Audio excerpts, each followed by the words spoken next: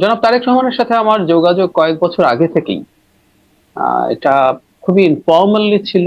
আমি যখন থেকে রাজনীতি বিশ্লেষণ করি, আমি যখন আমার নিজের ইউটিউব চ্যানেল শুরু করি, তখন শুরুর দিকে কখনো কখনো তিনি তার দলের কাউকে দিয়ে আমার যা যা করছি সেটার ব্যাপারে তার উৎসাহ এবং আগ্রহের কথা জানাতেন।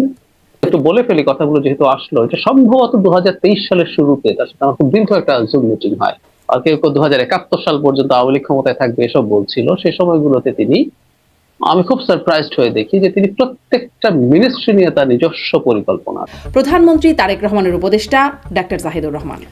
ডাক্তার জাহিদুর রহমান, আপনাকে স্বাগত জানাচ্ছি। ধন্যবাদ আপনাকে আমাকে ডাকার জন্য। আপনাকে অনেক অনেক ধন্যবাদ, আপনি সময় দিচ্ছেন। আপনার কাছে কয়েকটা বিষয়ে জানবো। শুরুতে একটু গুরুত্বপূর্ণ বিষয়গুলোতে যাবার আগে আপনার কাছে এই বিষয়গুলো জানতে চাই যে সেখান থেকে আসলে কিভাবে আপনি তারেক রহমানের নজরে আসলেন। যদি বলি যে এরকম গুরুত্বপূর্ণ তার উপদেষ্টা হলেন এবং আরও দুটো মন্ত্রণালয়ের উপদেষ্টা হলেন, কিভাবে আসলে এই যাত্রা, উপদেষ্টা হওয়ার যাত্রাটা কিভাবে হলো? ধন্যবাদ আপনাকে। আজ তাহলে একটু ব্যাকগ্রাউন্ড বলার সুযোগ হলো। পরে একটা পর্যায়ে তার সাথে আমার সরাসরি যোগাযোগ শুরু হয়। তিনি আমার সাথে যোগাযোগ করেছিলেন, তার সাথে আমার দীর্ঘ জুম মিটিং হয়েছিল। তিনি তার প্রতি আমার আগ্রহ, একটু বলে ফেলি কথাগুলো যেহেতু আসলো, এটা সম্ভবত 2023 সালের শুরুতে তার সাথে আমার খুব দীর্ঘ একটা জুম মিটিং হয়। খুবই দীর্ঘ।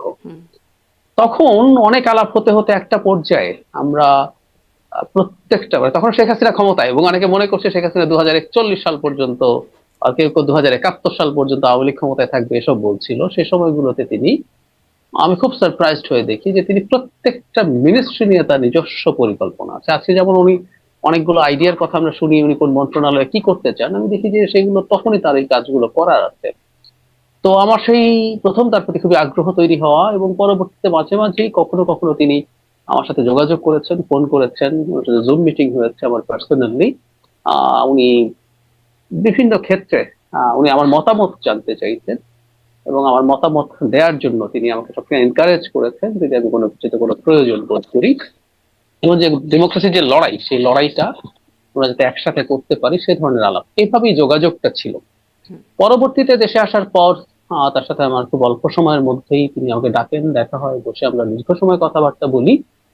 এবং তখনও তার দিক থেকে এই ধরনের একটা ইঙ্গিত ছিল, আমরা যদি কাজ করতে চাই, সেটা এক ধরনের চিন্তা তার মধ্যে ছিল যে একসাথে কাজ করা যাইতে পারে যদি আমরা, তার দল যদি সরকার গঠন করতে পারে। এবং ফাইনালি নির্বাচনের পর সেটা হলো, এবং কথা বলতে বলতে একটা সময় আসলে এই ডিসিশনটা হয়। তো আমরা পরিচয়টা লম্বা সময়েরই ছিল আসলে, কিন্তু এটা হয়তো অতটা প্রকাশিত ছিল না, সেই কারণে অনেকের কাছে হয়তো একটু সারপ্রাইজিং মনে হয় তার যে মানে হঠাৎ করে আপনার এটা কাছে কিভাবে সারপ্রাইজিং হলো। ছিল না, মানে এই পদটা, গুরুত্বপূর্ণ জায়গায় যাওয়াটা আপনার কাছে সারপ্রাইজিং ছিল না? খুব সারপ্রাইজিং ছিল না, কারণ হচ্ছে এই ধরনের কিছু কথা আমাদের আগেও হয়েছে। জি। আগেও হয়েছে। যদি দল ক্ষমতায় আসে তাহলে আমরা একসাথে কাজ করব, এই ধরনের কিছু বার্তা, কিছু এই যে আপনি কথা তার বলছিলেন দিক যে থেকে কিছু ছিল। পরামর্শ নেওয়া বা আপনাকে এনকারেজ করা পরামর্শ দেওয়ার জন্য, ধরেন আমরা তারেক রহমান যখন ফিরলেন তারপর থেকে তাকে আমরা খুব, মানে অনেকেই বলছেন তিনি একজন পরিবর্তিত মানুষ, তাকে খুব সাধারণভাবে তিনি চলাফেরা করছেন, খুব বিনয়ী একজন মানুষ, স্বল্পভাষী এরভাবে তাকে দেখা যাচ্ছে। তিনি কিছু কিছু বিষয়ে নজর কাটছেন, মানে খুব ছোট ছোট বিষয়, সকালবেলা 9টার সময় অফিসে ঢুকছেন, শনিবারে অফিস করছেন, সরকারি গাড়ি নিচ্ছেন না, এই যে ছোট ছোট ছোট বিষয়গুলোতে, মানে এই বিষয়গুলো থেকে আপনি বা আপনারা পরামর্শ দিচ্ছেন, মানে কোনো উপদেশ পরামর্শের জায়গা না আছে? না, এগুলো একেবারেই না। ইনফ্যাক্ট এই ধরনের, মানে আমরা অনেকে বলছি যে তার অনেক পরিবর্তন হয়েছে ইত্যাদি ইত্যাদি, মানে পরিবর্তন হয়েছে বলতে তার আগের কোন একটা জায়গার সাথে কেউ তুলনা করছেন। আমি ঠিক নিশ্চিত নই 2001-06 সময় বা তারও আগে তিনি যখন লাইমলাইটে ছিলেন সে সময় পরিস্থিতি কেমন ছিল, আমাদের যথেষ্ট পরিমাণ ডেটা হাতে নেই আমরা উনি কিভাবে কি করতেন। কিন্তু আমি তার সাথে যখন থেকে আমার যোগাযোগ হয়েছে, আমি তখন থেকেই দেখেছি উনি আসলে একেবারেই ভিন্নভাবে চিন্তা করেন এমন একজন মানুষ। মানে আমাদের অনেকের তুলনায়, মানে আমাদের অনেকের যে পারসেপশন তার সম্পর্কে তৈরি করা হয়েছে, আমাদের একটা কথা মনে রাখতে হবে শারমিন, পলিটিক্সে তো প্রচুর ন্যারেটিভ তৈরি হয়, প্রচুর পারসেপশন তৈরি হয়। পলিটিক্স কিন্তু সবসময় ফ্যাক্টের না, পলিটিক্স অনেক সময় পারসেপশনেরও। তো আমি প্রথম বৈঠকের পর থেকেই আমি দেখেছি যে তিনি আসলে অনেকের তুলনায় ভিন্নভাবে চিন্তা করেন। সেই জন্য উনি এখন যা যা করছেন, এগুলো যে এখন কেউ কেউ তাকে বলছেন এটা করতে হবে ওটা করতে হবে, এগুলো এইরকম না, এগুলো আচ্ছা। তারই পরিকল্পনার অংশই হবে। কারণ এই যে, যেমন ধরুন উনি এখন, আমি একটা উদাহরণ দিই, উনি এখন যে বলছেন যে আমি দায়িত্বে আসছি ক্ষমতায় না, এটা তো আমি 3 বছর আগে যখন ওনার সাথে প্রথম সিটিং হয়েছে তখন আমার এটা মনে হয়েছিল। তিনি খুব জোর দিয়ে বলছিলেন যে আমাদের যে প্রবণতা আছে যে আমরা ক্ষমতায় যাব, এই প্রবণতাটাই ভুল। তো যে মানুষটা মনে করেন এটা ক্ষমতায় যাব না, এটা আমি দায়িত্বে যাব, সেই মানুষটা যা যা করছেন এখন আপনি এবার মেলাতে পারবেন। ক্ষমতায় গেলেই আপনার মধ্যে এক ধরনের ক্ষমতা দেখানোর প্রবণতা থাকে, সেটা ওনার অনেক আগে থেকেই ছিল না। আমি অন্তত যতদিন থেকে তার সাথে সরাসরি ভাবে যোগাযোগে আছি, আমি ততক্ষণ থেকে এই ব্যাপারগুলো দেখি আর কি। তারপরেও প্রচলিত মানে তিনি বলেছেন হ্যাঁ আমরা শুনেছি দায়িত্বে যাবার কথা, কিন্তু তারপরেও প্রচলিত হচ্ছে ক্ষমতায় বসেছেন, ক্ষমতায় কারা আছেন, এটা আগে থেকেই আর কি, নতুন না। তো এই যে ক্ষমতায় আছেন, ক্ষমতার মধ্যে এখন আপনারা ক্ষমতার গরমটা অনুভব করেন, মানে ক্ষমতার গরম কথাটাও কিন্তু খুব প্রচলিত, এই গরমটা অনুভব খুব করেন? প্রচলিত। হ্যাঁ। আমি একেবারেই করি না, বরং আমি মনে হয় আগের চেয়ে ঠান্ডা হয়ে গেছে। মানে আমি কেন বলছি কথাটা, আমি অন্তত এটা চাই না কেউ আমার সম্পর্কে পারসেপশন করুক। আমি খোলাখুলি আপনার সাথে খোলাখুলি কথা হচ্ছে। আমি অনেক সময় মানুষের সাথে খুব বেশি ফোনে রেসপন্ড না করা, খুব বেশি কথা না বলার প্রবণতা ছিল। আমি ইদানিং মানুষের কল তুলনামূলকভাবে আরো বেশি রেসপন্ড করি, তুলনামূলকভাবে বেশি কথা বলার চেষ্টা করি, অন্তত মানুষের মধ্যে যাতে এই বোধটা না হয়। হুম। এই দায়িত্বটা যাওয়া, আমি যে দায়িত্বে গেছি এটা যাওয়ার পর, এবং ঘটনাচক্র এটা যেহেতু প্রধানমন্ত্রীর কার্যালয়, প্রধানমন্ত্রীর কার্যালয় সম্পর্কে মানুষের নানান রকম পারসেপশন থাকে। প্রধানমন্ত্রীর একজন ছোট হলেও একজন উপদেষ্টা। তো সেটা যখন হয়েছে আমার মধ্যে এই বোধটা বরং উল্টো এসছে যে আমি আদতে এমন একটা জায়গায় গেছি আমাকে আরো বেশি ঠান্ডা হয়ে যেতে হবে, আমার মধ্যে যাতে এরকম কিছু না হয়। এটা খালি বাহ্যিক ভাবে না, আমি ভেতর থেকে অন্তত সেটা বোধ করছি। তো সেই কারণেই আমি মনে করি আমার মধ্যে অন্তত না, তবে আমি এটা অস্বীকার করবো না, আমাদের দেশে এই প্রবণতা আছে, এবং কারো কারো মধ্যে এই প্রবণতা থাকা অস্বাভাবিক না, আমাদের দেশটা হয়। আমার মধ্যে অন্তত না, আমাদের প্রধানমন্ত্রীর ক্ষেত্রে দেখছেন। তবে আমি এটাকে একটা খুব বড় সাইন মনে করি যে দেশের প্রধানমন্ত্রীর মধ্যে ওই ধরনের দাপট, ওই ধরনের গরম আসে না, না আসে। সেটা যদি মন্ত্রী পরিষদ বা আর কারোর মধ্যে আসার সম্ভাবনাও থাকে, কিছুটা লক্ষণও যদি থাকে, সেটা কমে যাবে। কারণ প্রধানমন্ত্রী যেটা চান আদতে আসলে সেটাই শেষ পর্যন্ত ট্রিকল ডাউন করে। হুম। তো এটা পাল্টে যাবে জি। বলে আমি মনে করি। আপনি মানে ক্ষমতার আশেপাশে অনেক চাটুকার তৈরি হয়, আপনি কি তাদের এখন দেখা পেয়েছেন? মানে সবসময় আগেও ছিল, এখনো তৈরি হয়েছে নিশ্চয়ই, আপনি তাদের দেখা পান? খুব বেশি পাইনি, কিছুটা পেয়েছি। কিছুটা পেয়েছি কারণ এই চাটুকারের সাথে আমি ডিমান্ড সাপ্লাই তত্ত্ব আছে বলে মনে করি। সেখানেই সাপ্লাই থাকে যেখানে ডিমান্ড থাকে। তো হুম। যিনি চাটুকারিতা পছন্দ করেন তার পাশে চাটুকার বেশি গিয়ে জুড়ে যাওয়ার, যুক্ত হওয়ার সম্ভাবনা থাকে। যেহেতু আমার দিক থেকে ডিমান্ড নেই চাটুকারিতার, আমার কাছে এসে কেউ এটা এটা বলবে আমি খুব খুশি হয়ে যাব, যেহেতু এই ডিমান্ড আমার কাছে নেই, আমার কাছে সাপ্লাই অতটা নেই। আচ্ছা। তারপরে দেশের একটা প্রবণতা আছে, সেই প্রবণতা হিসেবে যখন আসে, আস্তে আস্তে আমার আচরণে বুঝে যায় আমি সেই মানুষ নই যার কাছে আসলে এগুলো করতে হবে। সে কারণে আমি আসলে খুব দেখি। আচ্ছা, এই যে মানে তারেক রহমানের পলিসি স্ট্র্যাটেজি বিষয়ক উপদেষ্টা, মানে কি কাজ আপনার? কি উপদেশ দেন? বা আরো দুটো মন্ত্রণালয়ের উপদেষ্টা, উপদেষ্টার কাজ আসলে কি? আমি আগেও খেয়াল করেছি, আমি এই দায়িত্বে আসার আগেও, বাংলাদেশে বৈধ বা জেনুইন কাজটার জন্য তদবির প্রয়োজন হয়। বাংলাদেশের সবচেয়ে দুর্ভাগ্যের জায়গা হচ্ছে এটা।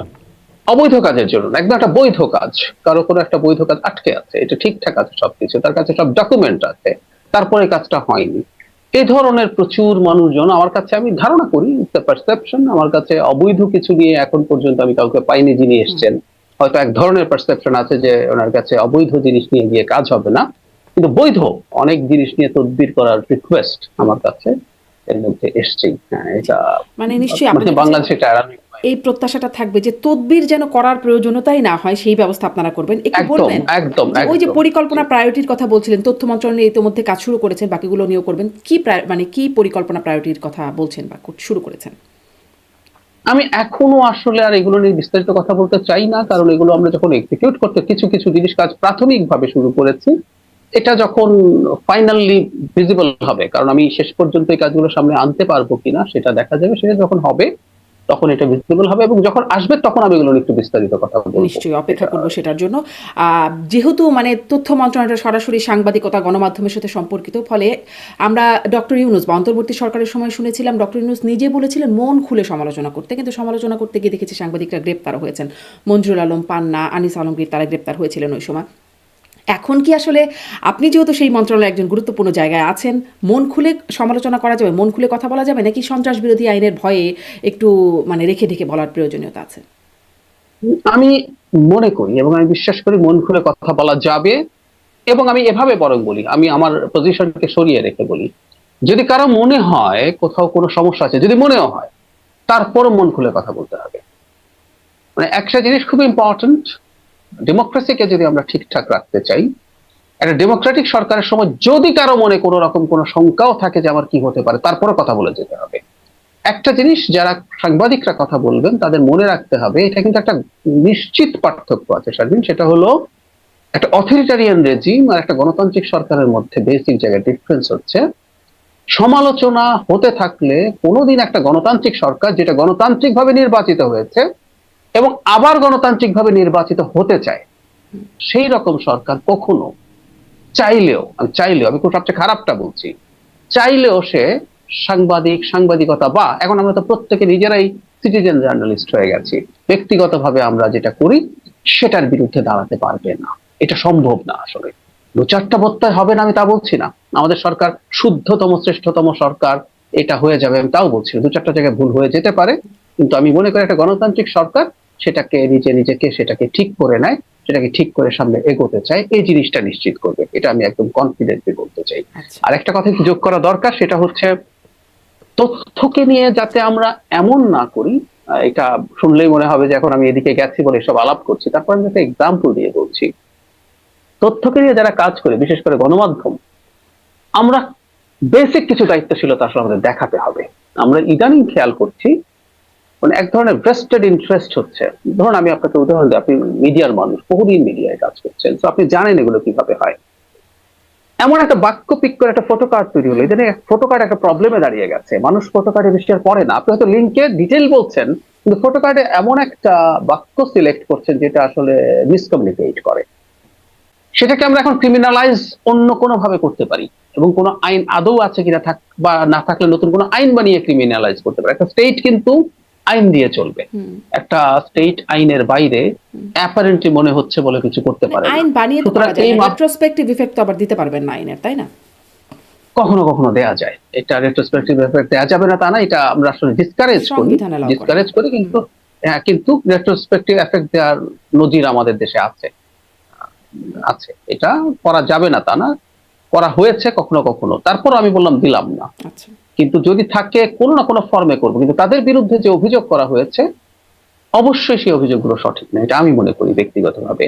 যেহেতু আমি মনে করি, আমি আমার জায়গা থেকে এই কাজটা করার চেষ্টা আমি করব, যাতে তারা ন্যায় বিচার পান। এখানে একটা প্রশ্ন আছে আবার, এটা যেহেতু এখন বিচার বিভাগের কাছে চলে গেছে, এখন সেই জায়গায় বিচার বিভাগ সিদ্ধান্ত নিবে, সেখানে বিচার বিভাগ বাংলাদেশে এখন পুরোপুরি স্বাধীন অবস্থায় আছে। তবে ওই যে বললেন যে তথ্যমন্ত্রী কিভাবে স্টেপ নিতে পেরেছেন, যে একটা সরকার যখন চায়, সরকার যেহেতু বাদী, সে মামলাটাকে কিভাবে কন্টিনিউ করবে, বা অন্য কেউ যদি বাদী হয়ে থাকে এই মামলাটাকে সে কিভাবে কন্টিনিউ করবে, সেই ব্যাপারে হয়তো পদক্ষেপ নেওয়ার সুযোগ থাকে।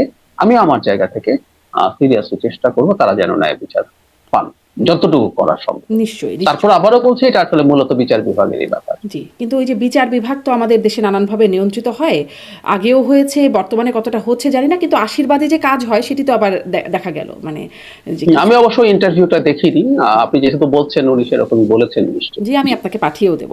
এবং নিশ্চয়ই এখানে আসলে সেটি হবারই কথা, এরকম মানে যদি আইন নিজস্ব গতিতে চলে তাহলে স্বাভাবিকভাবে এটা হবার কথা, কিন্তু হচ্ছে না বলেই আসলে প্রশ্নগুলো এতদিন ধরে উঠছে। বিদেশি মানে ব্রিটিশ সাংবাদিক ডেভিড বার্গম্যান তিনি আমি দেখেছি সব সময় এই বিষয়ে লিখে যাচ্ছেন, কিন্তু আমাদের দেশে আসলে কতটা কাজ হচ্ছে সেটা নিয়ে একটু মানে আমি আগেও বলেছি এটা, যে তাদেরকে এই ধরনের মামলায় গ্রেফতারের কারণে এই ওভারঅল বিচার আওয়ামী লীগের বিরুদ্ধে যেটা হওয়ার কথা সেগুলো প্রশ্নবিদ্ধ হওয়ার ঝুঁকি আছে। সেই কারণেই আমার মনে হয় ব্যাপারে সতর্ক থেকে ব্যবস্থা নেওয়া উচিত, এবং নিশ্চয়ই অনেক মূল অপরাধ ঢাকা পড়ে যাবে এই কারণে। একটু আসি যে সন্ত্রাস বিরোধী আইনে অনেকে গ্রেপ্তার হচ্ছেন, এই যে যাদের কথা বললাম তারাও ছিলেন গ্রেপ্তার হয়ে।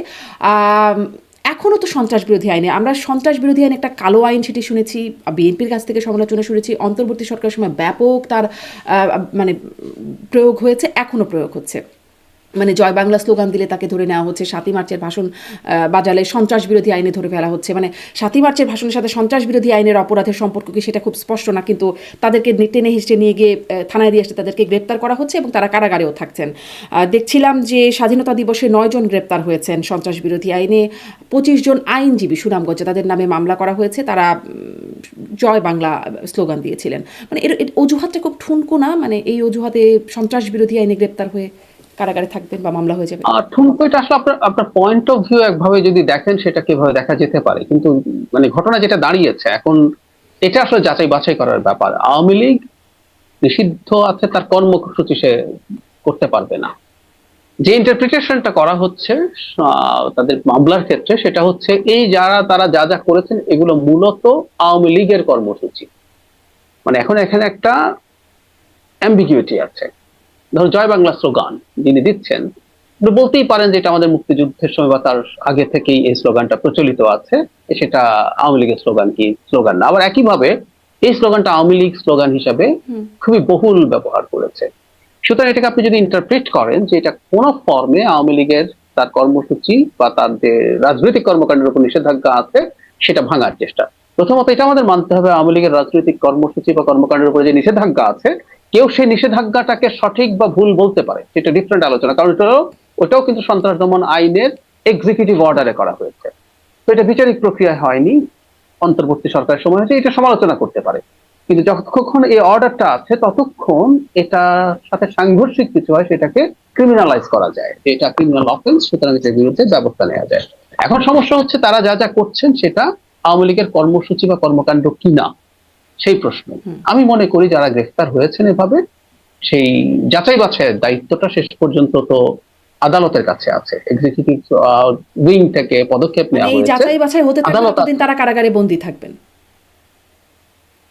এটাও এগেইন আদালতের সিদ্ধান্ত, যে তারা আসলে, এটা তো হয় কেউ একটা যখন মানে গ্রেফতার হয়, যাচাই বাছাইয়ের আগে জামিনেরও প্রশ্ন থাকে নিশ্চিতভাবেই। আর মানে যেসব আইন আপনি আমার চেয়ে অনেক ভালো জানেন, যেগুলো জামিন অযোগ্য অপরাধ, সেগুলো কন্ডিশন যদি ফুলফিল করে, এটা একেবারে ডিসক্রিপশন থাকে, আদালতে তারা চাইলে জামিন দিয়ে দিতে পারেন।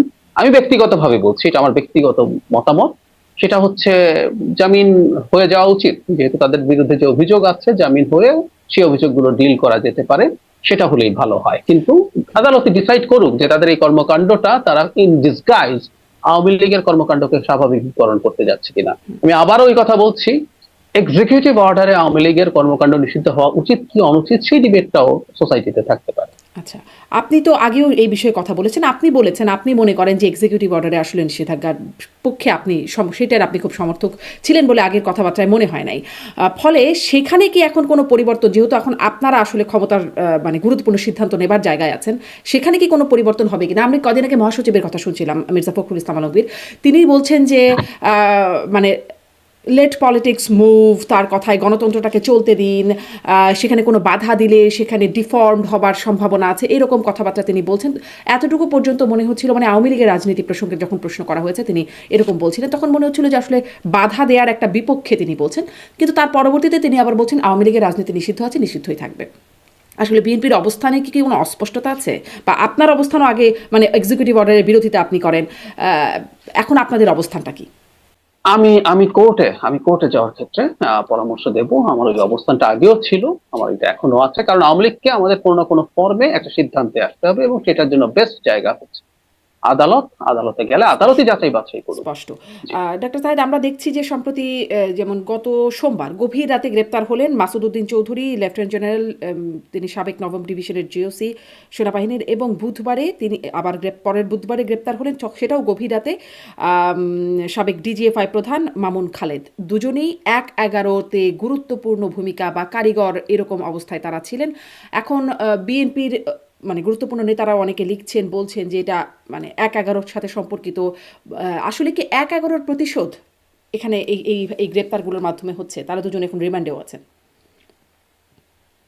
আমি আসলে মানে ওটা ওভাবে বলতে রাজি নই। কারণ হচ্ছে যারা মাসুদ উদ্দিন চৌধুরী যে মামলাগুলোতে গ্রেফতার হয়েছেন, সেই মানব মামলাগুলো পাচার। আমরা জানি মানব পাচার, সেগুলোর সাথে তিনি জড়িত, বা এই অভিযোগ কিন্তু আগেও ছিল। আমরা তার বিরুদ্ধে এই যে মানব পাচারের অভিযোগ নিয়ে প্রচুর লেখালেখি আগেও হয়েছে।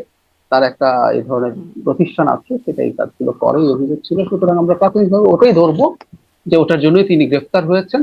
তবে আমি পত্রিকায় দেখছি, এটা আমি অন্য কোথাও থেকে বলছি না, আমি আপনার মতো পত্রিকা পড়ে দেখেছি। আমি সরকারের ভেতরে কোথাও এটা নিয়ে আলোচনা অন্তত আমার সাথে হয়নি। আমি দেখেছি যে তাদেরকে ১/১১-র ব্যাপারেও কিছু জিজ্ঞাসাবাদ সম্ভবত করা হচ্ছে। সেটা এই মামলা এবং তার পরবর্তীতে এর সাথে রিলেটেড কোনো কিছুতে হতে পারে। আর প্রতিশোধ না, ১/১১ যেভাবে ঘটেছে, যা ঘটেছে সেটা নিয়ে কিছু ইনকোয়ারি, কিছু অনুসন্ধান হতে তো পারে। যেমন ধরুন নিশ্চয়ই। মাসুদউদ্দিন সাহেব সম্পর্কে আমরা যদি বলি, ১/১১-র অনেক মানুষ আর দেশে একবারের জন্য পা ফেলতে পারেননি। মাসুদউদ্দিন চৌধুরী রাষ্ট্রদূত মানে হাই কমিশনার ছিলেন অস্ট্রেলিয়ায়, এবং আওয়ামী লীগ আসার পর কয়েক দফা সেটা বাড়ানো হয়েছে। তিনি দেশে ফিরে এসেছেন, দেশে ফিরে এসে রেস্টুরেন্ট ব্যবসা করেছেন, এমপি হয়েছেন, সংসদে শেখ হাসিনার মুখোমুখি থেকেছেন। শেখ হাসিনা কি ১/১১-র বিরুদ্ধে দারুণ বিষোদ্গার করতেন না? শেখ হাসিনা কি বলতেন না যে তাকে বিষ দিয়ে মেরে ফেলার চেষ্টা করা হয়েছে? আওয়ামী লীগের সময় তখন আমি প্রচুর বহুবার এই মাসুদউদ্দিন সাহেব সম্পর্কে প্রশ্ন তুলেছি আওয়ামী লীগের কাছে। তো সবাই তো পালিয়ে গেছে, একজন তো আপনাদের হাতের রিচে আছে, এবং পারসেপশন হচ্ছে অপারেশনাল জায়গায় সবচেয়ে গুরুত্বপূর্ণ রোল তিনি প্লে করেছিলেন। তো তাকে আপনারা কিছু করছেন না কেন?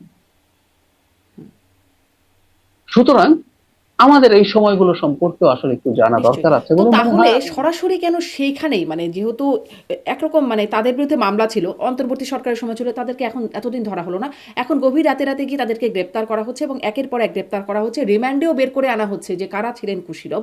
তো সরাসরি কেন সেই জন্যই গ্রেপ্তার করা হচ্ছে না বা সেই অভিযোগটাই তোলা হচ্ছে না? মানে ধরুন আচ্ছা, আমরা জানি তারেক রহমান বর্তমান মাননীয় প্রধানমন্ত্রী তৎকালীন সময় খুব নির্যাতিত হয়েছিলেন, তার ভাই নির্যাতিত হয়েছিলেন, কেন এগুলোর বিরুদ্ধে মামলা হচ্ছে না? আমি ওই যে শুরুতে বললাম যে তাদের বিরুদ্ধে তো মামলা ছিলই। কিন্তু তার ১/১১ তাদের পরবর্তী নির্যাতনের মামলা, এই মানব পাচার, জুলাই আগস্টের হত্যা মামলা, এগুলো তো মানে মনে হচ্ছে যেন ১/১১ বিষয়ে অজুহাত হিসেবে এই মামলাগুলোকে এখন টানা হচ্ছে। এই মামলাগুলো তো আগে থেকেই ছিল, হয় নাই গ্রেপ্তার? না, আগে থেকে হয় নাই। এখন ইন্টারিম সরকারও সেই জায়গা থেকে তারা কাজ করেনি। ইন্টারিম সরকারের তো কথা ছিল এই মামলাগুলোর ব্যাপারে স্টেপ নেয়নি। এই সরকার এসে নিয়েছে, এটাকে আপনি খুব অস্বাভাবিক বলতে পারেন না। আর যে তথ্য আমাদের সামনে মিডিয়াতে আসছে, সেই তথ্যটাও আমি বলছি আমি পত্রিকায় দেখেছি। বাস্তবে সেটা হচ্ছে কিনা আমরা এখনো নিশ্চিত নই। আমিও বলেছি এই জন্য যে আমি সরকারের কোনো দায়িত্বশীল জায়গা থেকে এই তথ্য পাইনি বা ব্রিফড হইনি যে সত্যিকার অর্থেই তাদেরকে জিজ্ঞাসাবাদ করা হচ্ছে এবং সেই তথ্য আমাদের সামনে আসছে, আমরা এটার ভিত্তিতে কিছু করব। আবারও বলছি, এটা আমি জাস্ট পত্রিকা পড়ে জেনেছি। আর যেন মাসুদউদ্দিন সম্পর্কে যে কথাগুলো বললাম, এগুলো জাস্ট আমার ব্যক্তিগত অপিনিয়ন। মানে এই ক্যারেক্টারটা তো আমাদের সামনে দীর্ঘদিন থেকে ছিলেন, ১/১১-র সাথে রিলেটেড, কারণ এটা নিয়ে প্রচুর কথা বলেছি। সেই প্রেক্ষাপটেই আমি আপনাকে আসলে কথাগুলো বলেছি। এটা আদৌ সেই দিকে যাচ্ছে কিনা, সেই রকম মামলা হবে কিনা, এটা আসলে সময় বলতে পারবে। কিন্তু এই যে ধরুন মাসুদউদ্দিন চৌধুরী বা মানে এই যে আরও যার কথা বললাম খালিদ মামুন, সেই সময় আসলে এই নিয়োগগুলো ছিল বিএনপির সময়ের নিয়োগ। বিএনপির সময় ময়নুল আহমেদের নিয়োগও ছিল, সাবেক সেনাপ্রধানের কথা বলছি, এবং তারা জ্যেষ্ঠতা লঙ্ঘন করে কোথাও কোথাও বা মানে আত্মীয়তার সম্পর্ক, মাসুদউদ্দিন চৌধুরীর ক্ষেত্রেই বলি, আত্মীয়তার সম্পর্ক, মানে বর্তমান প্রধানমন্ত্রীর সাথে একরকম মামা ভাগ্নের সম্পর্ক আছে তার, এইরকম সম্পর্কগুলো ওই সময় মানে সেগুলো গুরুত্ব পেয়েছিল বলে জানি। কিন্তু তারা কেন, মানে আমি আসলে প্রশ্নটা এখানে করতে চাই যে এই যে পছন্দ করে বা দলীয় কিছু বিবেচনায় নিয়োগ দেওয়া, তার যে সুফল হয় নাই সেটা আমরা ১/১১-তে দেখেছি। এখনও বিভিন্ন জায়গায় যে দলীয় নিয়োগগুলো হচ্ছে, বিশ্ববিদ্যালয়ের ভিসি থেকে শুরু করে বাংলাদেশ ব্যাংকের গভর্নর বা প্রশাসন, সেনাবাহিনীতেও রদবদল বিভিন্ন জায়গায় হচ্ছে, এগুলো কি খুব মানে সেই শিক্ষা থেকে কিছু মানে বার্তা আছে এর মধ্যে, নাকি আবারও সেই একই পথে? মানে দলীয় শব্দটা নিয়ে আমার একটু দ্বিমত আছে। দ্বিমত হলো, বিএনপি সরকার গঠন করেছে, বিএনপি তার সাথে অ্যালাইন্ড মানুষজনকে তার বিভিন্ন দায়িত্ব দেবে, এতে আমি কোন রকম কোনো সমস্যা দেখি না। ইভেন ইভেন আমি আমাদের আমেরিকাতে যে ধরনের সিস্টেম কাজ করে, ওখানে তো আমাদের তো একটা ব্যুরোক্রেসি আছে, নিউট্রাল স্থায়ী ব্যুরোক্রেসি, সেরকম তো নাই। ওদের টপ যে সেক্রেটারি আছে নিচের দিকে, কিন্তু দেখবেন ওদের একজন মন্ত্রী, যার আসলে আদতে সেক্রেটারি হচ্ছে তাদের শব্দ, ওখানে কিন্তু প্যারালাল আর একটা সচিবের মতো পদ নেই। ওদের দল বেঁধে সবাই আসবে, তাদের লোকজন সব জায়গায় বসবে, সরকার চালাবে, ভালো না হলে তারা চলে যাবে, এটা নিয়ে সমালোচনা হবে। সো বিএনপি যখন দায়িত্বে আসছে, আমি আরেকটু পেছনে যাই, আমাদের নিশ্চয়ই মনে আছে আমেরিকার মতো দেশে ট্রাম্প যখন আগের দফায় ক্ষমতায় ছিলেন, তখন তিনি সুপ্রিম কোর্টের বিচারক নিয়োগ করা নিয়ে তার দলের সাথে অ্যালাইন্ড। আপনি এখনো আমেরিকার মতো দেশের সুপ্রিম কোর্টে কোন মতাদর্শের বিচারক আছেন সেটা নিয়ে আলাপ হয়, এবং তারা যেহেতু আমৃত্যু থেকে যান, সেটা নিয়ে বিচারে কি হতে পারে না পারে এগুলো নিয়ে আমেরিকান সোসাইটিতে আলোচনা আছে। সুতরাং বিচার বিভাগের মতো দেশ, আমেরিকার মতো দেশে ওই ঘটনাগুলো ঘটে আছে, এটা সারা পৃথিবীতেই থাকে। সো বিএনপি তার মতাদর্শের সাথে অ্যালাইন মানুষকে বিভিন্ন গুরুত্বপূর্ণ দায়িত্বে দেয়ারই কথা। আসলে আমরা এই জিনিসটাকে সমস্যা মনে করি না, আমি অন্তত। সমস্যা হচ্ছে কোন দায়িত্বে কেউ যখন আসেন, তিনি সেই দায়িত্বে আসার পর তার যে দায়িত্বের যে জুরিসডিকশন আছে, তার যে দায়িত্ব পালন করার কথা আছে, তিনি সেটাকে লঙ্ঘন করছেন কিনা। ধরুন বিএনপি সাথে মতাদর্শগতভাবে অ্যালাইন্ড একজন দায়িত্বে আসলেন, এসে কোনো প্রতিষ্ঠানে তিনি ভিন্ন মতাদর্শের কারো প্রতি অন্যায় অবিচার করছেন, সেটা যদি করে থাকেন আসলে সেটা আমাদেরকে দেখতে হবে। সুতরাং যে নিয়োগগুলোর আলাপ আমরা করছি, বিএনপি এসে জামাতের লোককে দায়িত্ব দেবে না, এবং কিন্তু আমার সকল একটা প্রশ্ন নিউট্রাল হচ্ছে কি যা এখানে, যে ধরুন আওয়ামী লীগ এসে আওয়ামী লীগের লোক নিয়োগ দিল, বিএনপি এসে বিএনপি পন্থী যারা আছে দল, তারা জামাতের সময় মানে অন্তর্বর্তী সরকারের সময় এরকম, তাহলে যারা আসলে কোনো দল বিশ্বাস করে না বা দলের রাজনীতি করে না, তারা কি আসলে গুরুত্বপূর্ণ পদে কখনোই যেতে পারবে না? কোনো আমলেই না? পারবে না তা না। আবার একটা কথা মনে রাখতে হবে, আপনি বিএনপি নিয়োগের মধ্যেও সব নিয়োগকে এভাবে বলতে পারেন না। দুই একটা নিয়োগ বা কয়েকটা নিয়োগকে আপনি পাবেন যাদের আপনি ট্র্যাক রেকর্ড খুঁজলে দেখবেন যে বিএনপির রাজনীতির সাথে মতাদর্শিক ভাবে অ্যালাইনমেন্ট আছে, তারা বিএনপির রাজনীতি করছেন, ব্যাপারটা এরকম না। মতাদর্শিক ভাবে তাদের অ্যালাইনমেন্ট আছে, সেরকম কিছু মানুষ পাবে। মানে এর বাইরেও নিয়োগ হচ্ছে, সব নিয়োগ শুধুমাত্র বিএনপির সাথে অ্যালাইন মানুষজন পাচ্ছেন তা না, এর বাইরেও মানুষ আছে। কিছু এরকম হবে, কিছু এবং হওয়া নিয়েও কোনো সমস্যা দেখি না। বরং আমার কাছে মাঝে মাঝে মনে হয়, আমি নিজে এখন সরকারের একটা অংশের সাথে কাজ করতে গিয়ে দেখি, রাদার আমার দলের সাথে অ্যালাইন মানুষই বেশি প্রয়োজন। কারণ একটা দলের যে ম্যানিফেস্টো আছে, একটা দলের যা যা করণীয় আছে, যা যা চিন্তা আছে, পরিকল্পনা আছে, এগুলো করার জন্য যে মোটিভেশন দরকার, আমি পজিটিভ উদ্দেশ্যে বলছি, খারাপ উদ্দেশ্যেও হতে পারে, দলের সাথে অ্যালাইন মানুষ খারাপও করতে পারে, আমি সেটা অস্বীকার করছি না। কিন্তু যদি কোনো দল ভালো কিছু করতে চায়, কোনো সরকার, রাজনৈতিক সরকার যদি ভালো কিছু করতে চায়, রাদার তার মতাদর্শের সাথে অ্যালাইন মানুষই অনেক বেশি ডেডিকেশন নিয়ে কাজ করে বলে আমার ধারণা। জি, মানে ওই দলের সাথে অ্যালাইন মানুষ, সেই কে এম হাসান থেকে শুরু করে তাকে প্রধান বিচারপতি করা, মানে সেখান থেকেই সমস্যা শুরু তত্ত্বাবধায়ক, তারপরে তত্ত্বাবধায়কে যারা আসলেন সেই দলের পছন্দের মানুষজনদের দ্বারাই সমস্যা তৈরি হলো। এই প্রশ্নটা করি আসলে জ্যেষ্ঠতা, শুধুমাত্র যোগ্যতা, দক্ষতা, এটি মাপকাঠির বাইরে। মানে আপনি অবশ্য বলছিলেন যে দলের সাথে অ্যালাইন হওয়াটা জরুরি, নিশ্চয়ই দেখা যাবে সামনে ওইটার কিছু আছে কিনা। আপনি আমাকে না, আমি এই জায়গাটা একটু ক্লিয়ার করি। দলের সাথে অ্যালাইন মানুষকে দিয়ে খারাপও হতে পারে, কিন্তু একটা মানুষ যোগ্য, আন্তরিক এবং দলের সাথে যদি অ্যালাইন্ড হন, কাজের তার স্পিরিট মাছ বেটার হয়, কারণ তিনি চান তার সরকারটা, রাজনৈতিক সরকারটা ভালো করুক। আমি একটা কথা মনে রাখতে হবে শারমিন, সেটা হলো একটা গণতান্ত্রিক সরকারকে যখন কেউ ভালো পারফর্ম করাতে চায়, কেউ যখন আবার চায় যে তার সরকার, দলটা আবার নির্বাচিত হোক, তাকে কিন্তু ডেডিকেশন নিয়ে কাজ করতে হবে।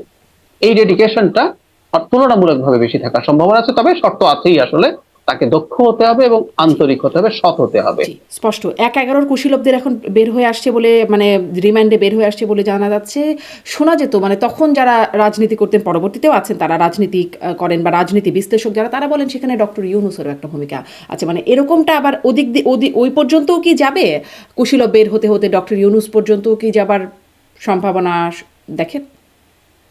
আমি আসলে জানি না এবং ডক্টর ইউনূসকে কুশীলব বলতে যা বোঝায়, আমি জাস্ট আবারও বলছি, এবার আমি একটু রাজনৈতিক বিশ্লেষক হিসেবে কথা বলি, প্রধানমন্ত্রীর উপদেষ্টা হিসেবে বলছি না। ডক্টর ইউনূসকে কুশীলব বলতে যা বোঝায় সেই রকম ভাবে ডিফাইন করা আমার কাছে মনে হয় না সঠিক।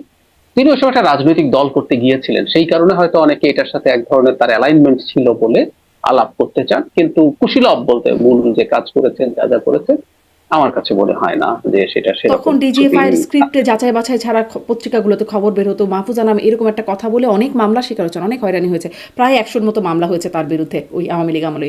মানে তাদের পর্যন্তও যেতে পারে, প্রথম আলো, ডেইলি স্টার বা পত্রিকাগুলো পর্যন্তও কি যেতে পারে? আমার কাছে মনে হয় না। যে ডেইলি স্টারের কথা যদি বলেন, অন্তত ডেইলি স্টার এই জিনিসটা এগ্রি করেছেন এবং তিনি ভুল করেছেন বলে স্বীকার করেছেন, তার এডিটোরিয়াল মিসজাজমেন্ট এরকম একটা কথা প্রকাশ্যে বলেছেন। সো তাদের ভুলের তাদের এক ধরনের স্বীকৃতি তো আছেই। আমার মনে হয় না এটা এত দূর কিছু যাবে, এবং মামলাতেও বা কোর্টেও কি হবে জানি না। তবে 1/11 ওই সময়কার একটা, এটা আমাদের ইতিহাসের অংশ, এবং সেই সময়ে প্রাথমিকভাবে অনেকের উচ্ছ্বাস থাকার পরও এই জিনিসটা যে একটা প্রজেক্ট ছিল, একটা পরিকল্পনার অংশ ছিল, যেটার মাধ্যমে বাংলাদেশ যে একটা দীর্ঘস্থায়ী স্বৈর শাসনের মধ্যে ঢুকে পড়লো, সেটার যে একটা stepping stone to some extent ছিল, সেইটা এক ধরনের ফ্যাক্ট ফাইন্ডিং হওয়া দরকার আছে বলে আমি একজন নাগরিক হিসেবে। এই ফ্যাক্ট ফাইন্ডিং এর মধ্যে মানে আমার আসলে সময় শেষ, আপনি আমাকে যে সময়টা দিয়েছেন তার সেই সময়টা শেষ, তারপরে একটু শুনতেই হবে আমাকে, যে আসিফ মাহমুদ সম্প্রতি বললেন যে অন্তর্বর্তী সরকার ডিপ স্টেট, মানে এই কৌশলগুলোর মধ্যে তখনও জানি আমরা বিদেশিদের চক্রান্তর কথা তখনও শুনতাম, এখনও এসে শুনছি যে ডিপ স্টেট ছিল অন্তর্বর্তী সরকারকে। তারা বলেছিল 29 সাল মানে শেখ হাসিনার যে বাকি মেয়াদটুকু আছে তার ওই মেয়াদ পর্যন্ত থাকতে রূপরেখাও দিয়েছিল, এবং তারা কারা, প্রথম আলোতে সাক্ষাৎকারে তিনি বলছেন যে বৈদেশিক অনেকগুলো মানে জায়গা আছে, যারা আছে মানে বিদেশি অনেক শক্তি আছে, তাদের অনেক কিছু নাম উল্লেখ করছেন না তিনি। মানে এই বিষয়গুলো কি কন্টিনিউই হয়ে গেল অন্তর্বর্তী সরকারের সময়ও সেই ডিপ স্টেট, এবং সেই ডিপ স্টেটের খেলা কি শেষ হলো নাকি এখনও চলছে? কারা সেই ডিপ স্টেট, কী রূপরেখা দিয়েছিল, কি কি প্রস্তাব দিয়েছিল, কি কি ফ্যাসিলিটি নিয়েছিল, এগুলোরও কি তদন্ত হবে নাকি শুধু সেই 11টাই হবে ডাক্তার সাহেদ? আমি মানে তদন্তের আগে অন্তত এই যে জনাব আসিফ মাহমুদ বলছেন, আমরা চাই অন্তত তিনি আরেকটু খোলামেলা ভাবে বলবেন। তার কথা যে সব ভীষণ সত্য বলে ধরে নিতে হবে তা না। এই ইতিহাসের আলাপ যখন হয় আমরা তার ভার্সনটা আগে জানতে চাই, তিনি একটু বলুন আমাদেরকে। তারপর আরো যারা যারা আছেন ওই সরকারে থাকা আরো মানুষজন আছেন, তারাও একটু কথা বলুক, করে একেবারে তদন্তের জায়গারও বাইরে আমরা অন্তত চাই ওই সময়টা নিয়ে কথাবার্তা হোক। আমি আপনাকে এটুকু জানিয়ে রাখি, অন্তর্বর্তী সরকারের যে কয়েকজন উপদেষ্টার সাথে আমার যোগাযোগ ছিল আগে থেকে, তাদের সাথে কখনো কখনো যখন দেখা হতো আমি প্রত্যেককে একটা কথা বলতাম, আপনারা একটু লিখুন এই সময়টা নিয়ে, এবং অ্যাটলিস্ট বলতাম যে ফ্যাক্টস গুলো টুকে রাখুন, ভুলে যাবেন, পরে কখনো অন্তত বিস্তারিত লিখবেন 1-2 বছর 3 বছর পর। কারণ এই সময়টা ঠিক কি ঘটেছে, আপনার ন্যারেটিভটা, তার ন্যারেটিভ আমাদের বিশ্বাস করতে হবে এমন কোনো কথা নেই, তার ন্যারেটিভটাও যেন থাকে। তো আমি চাই অন্তত এই কথাগুলো বলা হোক। আমি আসিফ মোহাম্মদ সজীব ভাইকে রিকোয়েস্ট করছি তিনি তার এই কথাগুলো বিস্তারিত ভাবে জানাবেন। আপনি বললেন যে ডিপ স্টেটে কারা কি ছিল, ক্লারিফাই করেন, ক্লারিফাই করলে সবচেয়ে ভালো। ইভেন শুধু সেটাও না, যারা নাহিদ ইসলামও এক সময় বলেছিলেন যে তিনি অনেক কিছু জানেন অনেক সম্পর্কে, তো সেটাও তিনি বলতে চান, মানে সরকারের সম্পর্কে বলেছিলেন। তো নাহিদ ইসলাম সেখানে ছিলেন, সবাই তার কথাগুলো বলুক, সেটাই আমাদের জন্য ভালো হবে। তদন্ত বা এরকম কোন পর্যায়ে যাওয়া আমার মনে হয় না এখন অন্তত সে ধরনের কোনো সিদ্ধান্ত তার মানে না বললে আমরা আর জানতে পারবো না আসলে ডিপ স্টেটে কারা ছিল, বা ভবিষ্যতে হয়তো এরকম মানি লন্ডারিং বা এরকম কোনো মামলা হলে সেগুলোর মাধ্যমে জানতে হবে যে আসলে এর মধ্যেও কে কে ছিল বা আদৌ ছিল কিনা। এখানে একটা ব্যাপার আছে, ধরুন ডিপ স্টেট কিছু একটা চেয়েছে, সেটা করে ফেলতে পারা আর করে ফেলতে না পারার মধ্যে একটু ভিন্নতা আছে। ধরুন কেউ চেয়েছে, ধরুন, কিন্তু সেটা ফাইনাল হয় নাই, 29 পর্যন্ত সরকার থাকেনি। শেষ পর্যন্ত ডক্টর ইউনূস সরকার, তিনি তার কথা নির্বাচনের ব্যাপারে তার অনেক কিছুতে ব্যর্থতা আছে, কিন্তু ডক্টর ইউনূসের এই সাফল্য আমাদের মানতে হবে, তিনি নির্বাচন নিয়ে যখন যেভাবে কথা বলেছেন সেই জায়গা থেকে আসলে এক বিন্দুও সরে আসেনি। তবে এই সরকারের যে একটা অংশ বা কারো কারো নির্বাচনটাকে পিছিয়ে ফেলা, ডিপ স্টেট না শুধু, এই সরকারেরই একটা পার্ট আছে বলে এক ধরনের পারসেপশন সমাজেই আছে, এবং ইনফর্মড পারসেপশন, এটা যে একেবারে ওয়াইল্ড গেস কেউ করছে তা না। এই সরকার 5 বছর থাকতে হবে তবে আলাপ প্রকাশ্যে করার চেষ্টা হয়েছে, এবং কেউ করলে সেটাকে খুব এনকারেজ করা হয়েছে, এই ঘটনাগুলো ঘটেছে।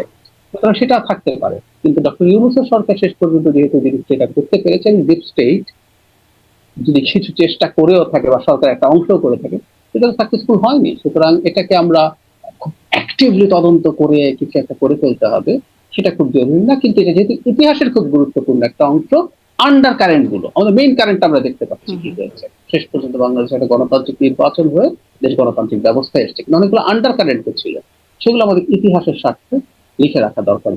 জি, এই ডিপ স্টেটের কি কোনো প্রজেক্ট, মানে যেহেতু অভিযোগ আছে এবং আপনিও এটা নিয়ে কথা বলেছেন, ডক্টর খলিল যখন পররাষ্ট্রমন্ত্রী হলো তখন আসলে কেমন করে হয়ে গেল এটা নিয়ে সবারই কথা ছিল, আপনিও এই প্রশ্নটা, এমনকি সরকার গঠনের পরেও আমি আপনার টক শোতে দেখেছিলাম যে এটা নিয়ে একটা প্রশ্ন উঠতে পারে। সেই প্রশ্নের উত্তর, মানে আপনারা এখন খুব ক্লোজ কাজ করছেন, সেই প্রশ্নের উত্তর কি পরবর্তীতে আপনি পেয়েছেন? অনেকে শুনেছি বিদেশি শক্তি, মার্কিনীদের প্রভাব, কখনো শুনেছি ভারতের প্রভাব, আসলে কিসের প্রভাব, কেন হলেন তিনি? আমি আসলে এরকম কোনো নিশ্চিত কোনো জবাব পাইনি। আমি আগে যেমন বলেছিলাম, তিনি আগের সরকার থেকে সরাসরি এই সরকারে চলে আসায় এই প্রশ্ন উঠেছে, এটা খুব অস্বাভাবিক না, এটা যে কেউ করবে। আমি এখন সরকারের অংশ হয়েও এই কথা বলছি যে এই প্রশ্ন করা স্বাভাবিক না, এবং এই জবাবটা আমি আসলে পাই। তবে আমি একটা জিনিস অন্তত নিশ্চিত ভাবে বলতে পারি, তিনি খুব দক্ষ একজন মানুষ।